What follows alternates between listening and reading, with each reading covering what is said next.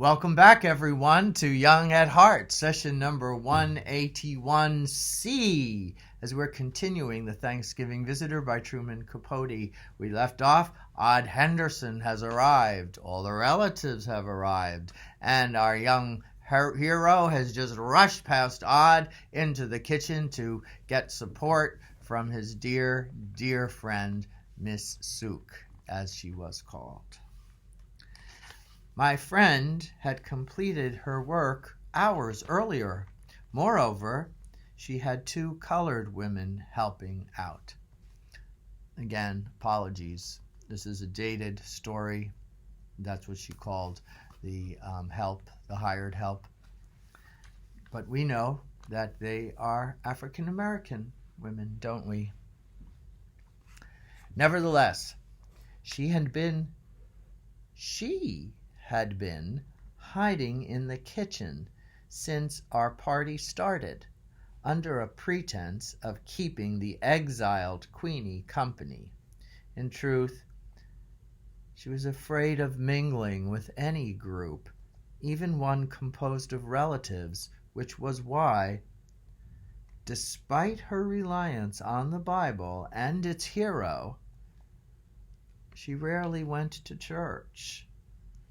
Although she loved all children and was at ease with them, she was not acceptable as a child, yet she could not accept herself as a peer of grown-ups, and in a collection of them behaved like an awkward young lady, silent and rather astonished.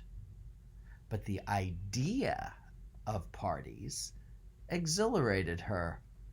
What a pity she couldn't take part invisibly, for then how festive she would have felt. I noticed that my friend's hands were trembling. So were mine. Her usual outfit consisted of calico dresses, tennis shoes, and Uncle B's discarded sweaters.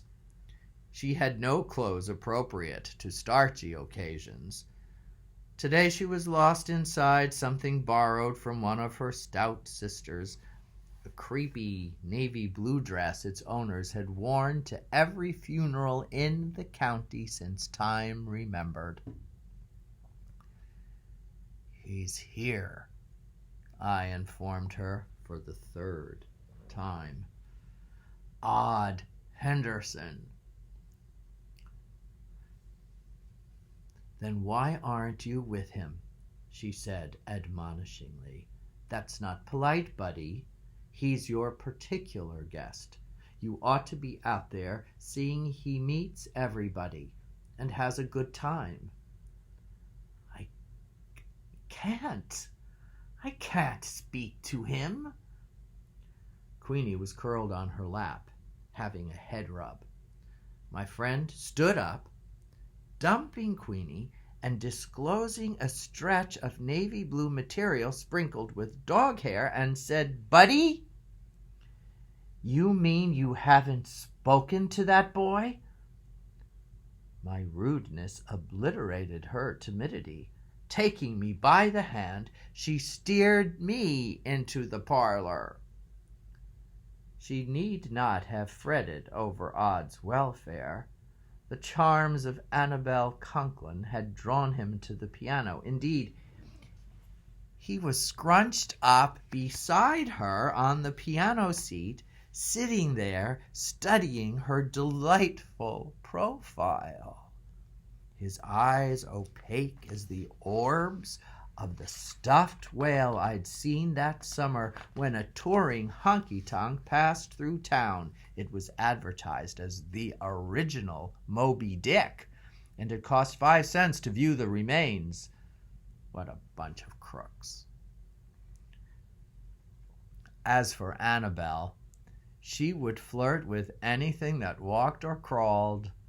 No, that's unfair, for it was really a form of generosity, or simply being alive. Still, it gave me a hurt to see her playing cute with that mule skinner. hauling me onward, my friend introduced herself to him. Buddy and I were so happy that you could come. Odd had the manners of a billy goat. He didn't stand up or offer his hand, hardly looked at her, and at me not at all. Daunted but dead game, my friend said, "Maybe Odd will sing us a tune." "I know he can. His mother told me so." "Annabelle Sugar, play something Odd can sing." Reading back, I see that I haven't thoroughly described Odd Henderson's ears. A major omission. For they were a pair of eye catchers, like alfalfas in the Our Gang comedy pictures. Now, because of Annabelle's flattering receptivity to my friend's request, his ears became so beat bright it made your eyes smart. He mumbled. He shook his head, hand dog. But Annabelle said, "Do you know I have seen the light?" He didn't. But her next suggestion was greeted with a grin of recognition. The biggest fool could tell his modesty was all put on. Giggling, Annabelle struck a rich chord, and Odd, in a voice precociously manly, sang, "When the red, red robin comes bobbing along." The Adam's apple in his tense throat jumped. Annabelle's enthusiasm accelerated. The women's shrill hen chatter slackened as they became aware of the entertainment. Odd was good. He could sing for sure. And the jealousy charging through me had enough power to electrocute a murderer. Murder was what I had in mind. I could have killed him as easily as swat a mosquito. Easier. Once more, unnoticed even by my friend who was absorbed in the musicale, I escaped the parlor and sought the island. That was the name I had given a place in the house where I went when I felt blue or inexplicably exuberant, or just when I wanted to think things over. It was a mammoth closet attached to our only bathroom. The bathroom itself, except for its sanitary fixtures, was like a cozy winter parlor with a horsehair love seat, scattered rugs, a bureau, a fireplace, and framed reproductions of The Doctor's Visit, September Morn, The Swan Pool, and calendars galore.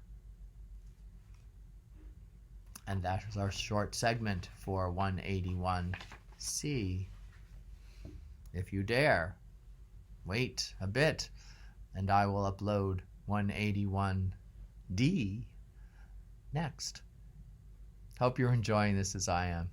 God bless. Bye.